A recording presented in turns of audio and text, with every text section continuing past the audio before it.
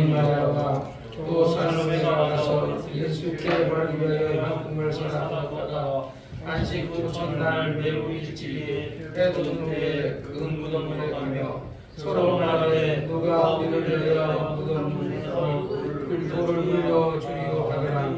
눈을 들어 본즉 불이 벌써 불러졌으니 그 불이 심히 크더라. 무덤에 들어가서 흰옷 입은 청년이 우편에 앉은 것을 보고 놀라매 청년이 이르되 놀라지 마라. 너희가 십자가에 못 박히신 나사렛 예수를 찾는구나. 그가 살아나셨고 여기 계시지 아니하니라. 보라 그를 또 보시니라. 가서 그의 제자들과 베드로에게 이르기를 예수께서 너희보다 먼저 갈릴리로 가시나니 전에 너희에게 말씀하신 대로 너희가 도서 뛰라 하라 하시니라. 제자들이 심히 놀라 떨며 나와 무덤에서 도망하고 무서워하여 아무에게도 아무 말도 하지 못하더라. 예수께서 안식 후 첫날 이른 아침에 살아나시고 전에 이로 귀신을 쫓아내어 주신 막달라마에게 먼저 보이셨으니 마리아가 가서 예수와 함께 하던 사람들이 슬퍼하며 울고 있는 중에 이 일을 보아매 그들이 예수께 살아셨다는 것과 마리아에게 보이셨다는 것을 듣고도 믿지 아니하니라. 그 후에 저희 두 사람이 걸어서 시골로 갈 때 예수께서 사람 모양으로 저에게 나타나시니 저 두 사람이 가서 남은 제자들에게 보아하였으되 역시 믿지 아니하니라. 그 후에 11 제자가 음식을 먹을 때에 예수께서 저에게 나타나사 저희의 믿음 없는 것과 마음이 원하는 것을 부지시니 이는 자기의 살아난 것을 본 자들의 말을 믿지 아니함이니라. 또 가라사대 너희는 온 천하에 다니며 만민에게 복음을 전파하라. 믿고 침례를 받는 사람은 구원을 얻을 것이요 믿지 않는 사람은 정죄를 받으리라.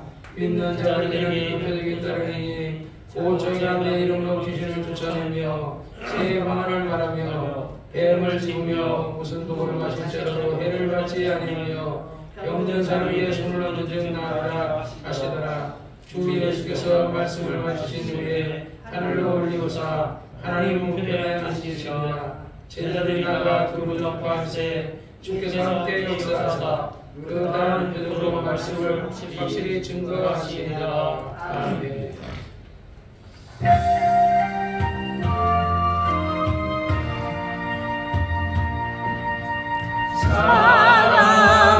사랑하는 자여 내 영혼이 잘된 같이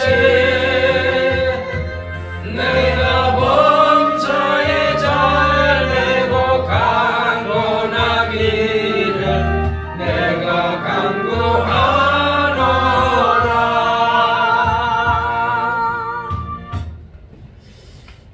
오늘은 우리가 마가복음의 마지막 장 16장을 우리가 읽었습니다.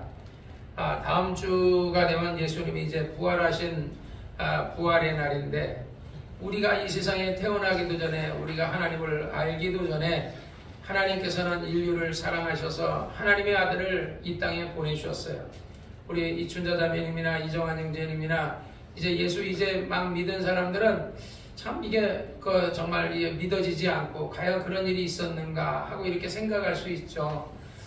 우리가 지금 목욕탕에 그 사장이 교회 나간 지 한 이제 2년이 됐는데 믿어지지가 잘 않는다. 참 이게 쉬운 게 아니에요. 옛날에 여의도 순복음교회 한 청년이 위가 아파가지고 조 목사님 오늘 하나님께서 위 아픈 사람 병을 고쳐줬습니다. 그랬더니 그 청년이 할렐루야 내 위가 났습니다. 그러더니 안 믿어지네 그랬다는 얘기를 그 조 목사님이 평생에 그게 안 잊혀진다는 게 왜냐면 이 청년이 솔직하잖아요. 그냥 안 믿어지네 그러니까 할렐루야 다른 사람들도 그러면 내 병 나왔습니다 하고 얘기하니까 자기도 일어나서 나왔습니다. 근데 그러나 여전히 위가 아프니까 안 믿어지네. 그러니까 이게 우리가 하나님을 믿는다는 게 쉬운 게 아니에요. 왜냐하면 사람이 육체가 영혼이 있다는 것을 믿어야 되고 이 영혼은 하나님에게서 왔다는 것을 믿어야 돼요. 옛날에 어떤 과학자가 이제 그 친구 가운데 무신론자가 하나 있었어요. 그래서 이 친구가 야 하나님이 뭐 어딨어? 우주가 어딨어? 그런데 어느 날 이 친구가 이 우주에 대해서 우리 자연이가 그 뭐 명왕성 목성 무슨 성 해가지고 우리 자연이가 그걸 잘 알거든요. 그래서 그거 아주 질서 있게 다 하는데 그거를 다 만들어서 이렇게 해놨다는 거야. 그리고 그거를 이제 질서대로 이게 예를 들어서 다 돌아가게 해놨더니 그 친구가 야 이거 누가 만들었어? 그랬더니 뭘 누가 만들어? 그냥 우연히 생겼지. 그래. 야 임마 이게 어떻게 이게 우연히 생겨? 누군가가 만들었겠지. 그러니까 아니 그냥 우연히 생겼다니까. 그러니까 이게 누가 만들어? 어떻게 우연히 생기냐니까. 그런데 왜 너는 이 우주가 지금 요 조그마한 우주라는 이거를 썰 명왕성이니 목성이니 화성이니 뭐 이렇게 하는 것을 만들어 놓은 것도 누군가가 만들었지라고 얘기하는데 어떻게 너는 예를 들어 이 우주가 우연하게 이렇게 예를 들어서 어떤 폭발에 의해서 이렇게 생겼다고 생각하느냐? 그리고 얘기는 그 친구가 거기서 무신론을 버렸다 그러더라고요. 그러듯이 우리가 그냥 인간의 지식으로서 우리의 인간의 본연의 심정으로서는 안 믿어지죠. 우리가 하나님이 살아계시다는 것도 안 믿어지고 인간이 죽은 다음에 심판이 있다는 것도 안 믿어지지만은요 진짜로 인간은 죽은 다음에 심판이 있거든요. 성경에 말하기를 한 번 죽는 것은 사람에게 정한 것이 그 후에는 심판이 있다 그랬어요. 누구나 다 심판을 받아요. 우리가 이 세상에 살고 있는 모든 사람들은요 다 심판을 받아요. 그래서 부자가 천국 들어가기가 힘든 것은 정말 부자는요 돈이 많으니까 아쉬울 게 없잖아요. 날마다 호화로에 성경에도 누가복음 16장에도 호화로에 연락을 하고 매일같이 잔치를 할 정도로 돈이 많으니까 우리 가난한 사람 매일 잔치 못해요. 그런데 그 부자는 매일 잔치하지만 어느 날 그러다가 딱 육체가 딱 떠나는 순간에 딱 보니까 자기 영혼이 음부 가운데 있는 거야.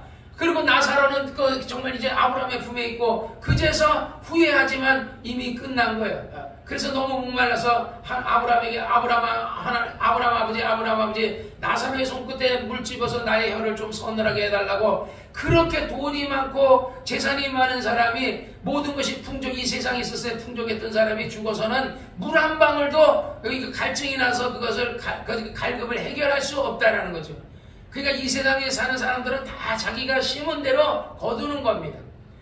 예수 안 믿는 사람들은 그가 예수를 안 믿었기 때문에 지옥에 가니까 핑계할 수 없는 거고 예수 믿는 사람은 그가 예수 믿었기 때문에 구원을 받는 거고 그래 예수 믿는다고 다 똑같은 게 아니에요. 영광이 달라요. 해의 영광이 다르고 별의 영광이 다르고 별과 별의 영광이 다르다 그랬잖아요. 그러니까 또 어떤 사람은 집의 영광이요 어떤 예를 나무로 만든 영광이요 그러니까 어떤 사람은 그런 다 영광이 다르다는 거예요.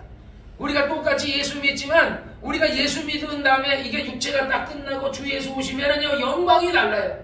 그런데 그 영광을 이걸 믿음으로 이게 하나님 말씀을 통해서 바라봐야 그 영광을 위해서 달려가는데 눈에 뭐가 보여요? 세상 영광이 보이죠.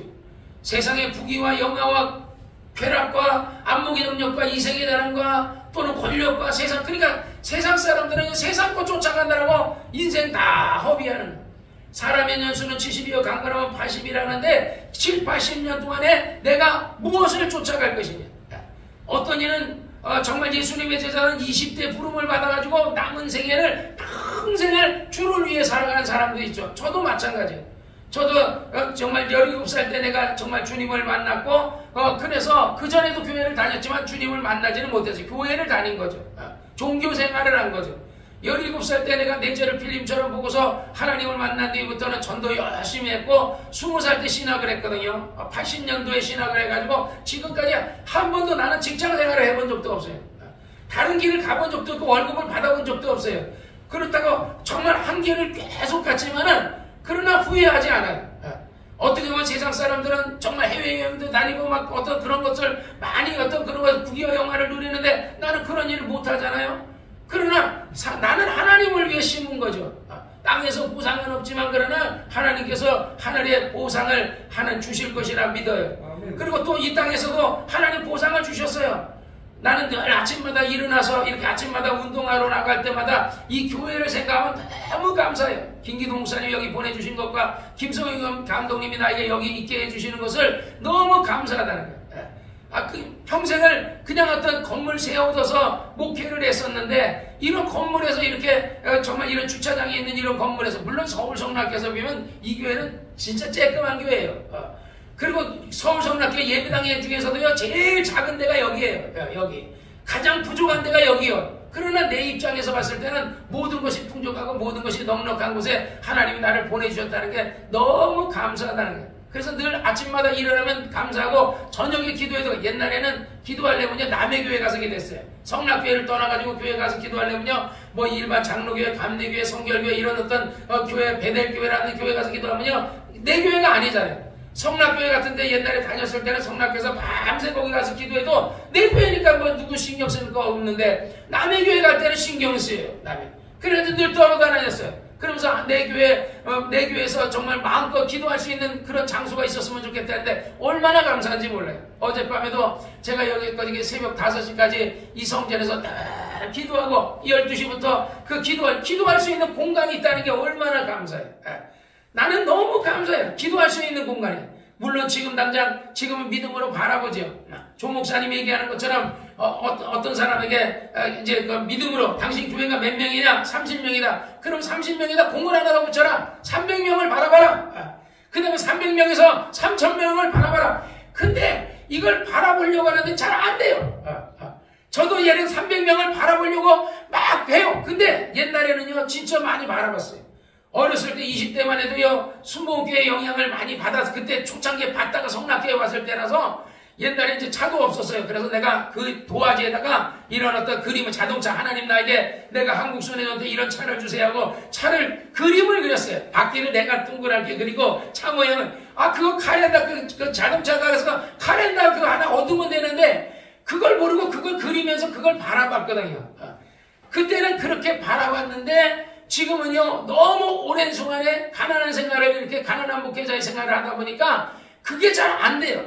그렇지만은요 자꾸 바라보려고 그래. 내 눈에 보이는 거 없고 손에 잡히는 거 없고 귀에 들리는 음성 없지만 내가 자꾸 이제 앞으로 우리 교회가 300명이 될 거다. 앞으로 이제 동서 사방에서 하나님이 교인을 보내줄 거다. 아멘. 정말 이제 병든 자가 몰려올 거다. 아멘. 내가 기도하고 있으면 때가 되면 이전만 일어난다면 사람들이 소문 듣고서 몰려올 거다. 그런 믿음을 갖고 열심히 하루도 쉬지 아니하고 열심히 기도로 준비하고 있는 거예요.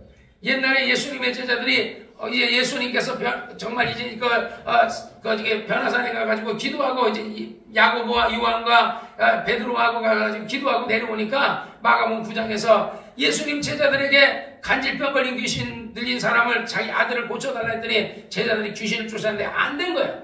나가라 했는데도 나한테는 됐는데 안 된 거예요. 그러니까 이 아이 아버지가 이제 그 예수님께 말해, 주여 할 수 있거든. 이 아이를 고쳐달라 그러니까 예수님이 하신 얘기가 뭐예요? 할 수 있거든. 무슨 말이냐? 믿는 자에게는 능치 못할 일이 없다 그러거든요. 우리는 사실 능치 못할 그런 어떤 능력을 가졌어요. 여러분들은요 믿음이 있어요. 성경이 말하기를 너희가 겨자씨만한 믿음만 있으면 이 산을 들려 바다에 던진다는 거예요. 그런데 우리가 그 믿음을 우리가 여러분 안에 믿음이 있거든요. 조영기 목사님 말로는요 하나님께서 모든 사람에게 믿음을 주셨다는 거예요. 다 누구에게나 믿음이 있다는 거예요. 우리가 이발소 가서 예를 들어서 머리 깎으면 면도해 주잖아요. 그러니까 면도해 준다고. 면도칼로 이렇게 하다가 내 목을 닦는다는 그런 불안감 없어요. 딱 이발사에 맡겨놓고 하거든요. 우리 옛날에 그 조폭 영화나 이런 어떤 외국의 그런 영화 보면요. 그 면도하고 있는데 갑자기 문을 딱 닫고 커튼을 닫더니 목을 딱 꺼가지고 그 조폭 두목을 딱 목 따가지고 죽이는 그런 영화 내가 본 적이 있어요. 그 마피아 같은 거 그런 거에 보면 그게 나오거든요. 그러나 우리는 그거 맡기잖아요. 예를 들어서 우리가 어떤 목욕탕에 가서 좀 이따 나도 이제 목욕탕을 가겠지만 목욕탕을 가면은요 그 목욕탕에 불이 안 난다는 것을 믿으니까 들어가는 거예요. 저 제천의 어느 교회는 부목사님하고 담임 목사님의 목욕탕에 목욕하러 갔다가 그날이 성탄절이었는지 좀 추수감사절인지 모르겠지만 그때 무슨 절기였어요. 그래가지고 들어가가지고 못 나왔어요. 불 타가지고 그래가지고 거기서 그냥 부목사님하고 담임 목사님 죽었거든요. 우리가 믿음이 있으니까 우리가 열차도 타는 거예요. 내가 타는 열차가 탈선하지 않는다는 그 믿음이 있고 내가 타는 비행기가 추락하지 않는다는 요번에 무안공항에 비행기 추락한다부터는요 진짜 비행기 타기가 싫은 거예요. 만약에 그 비행기가 불이 난다든지 그렇게 하면 얼마나 겁나겠어요? 비행기 탈출할 공간도 없잖아요. 내가 창문도 요만해. 버스 버스처럼 유리창이 이렇게 크면은 뭐 탈출하는데 창문도 요만한데 내 몸도 빠져나가지 않은 조그만 창문인데 말이야. 불나면 어디로 탈출하겠어요? 그 문을 열어야 돼. 그 말이 공중에서 불났다 그러면 공중에서 문제가 생겼으면 어디로 탈출할 거냐고요. 그러니까 우리가 그런 것에 대한 믿음이 있으니까 비행기를 타는 거거든요. 그런데 정말 때로는 내가 예를 들어서 정말 그런 일이 우리에게 안 생긴다는 보장이 아무도 없어요. 그러니까 하나님께 맡겨야 돼요. 그래서 내가 여러분을 위해 기도하면서도 항상 여러분이 타는 비행기가 추락하지 않고 여러분이 타는 기차가 타선하지 않는다고 늘 그렇게 내가 기도해 주는 것처럼 여러분의 믿음대로 여러분의 기도대로 이루어질 줄 믿으시기를 바랍니다. 할렐루야. 하나님께 여러분을 맡기세요. 그 아이가 아버지가 말해 주여 나의 믿음 없는 것을 도와주소서 하면서 얘기하니까 예수님께서 그 아이의 귀신을 쫓아내고서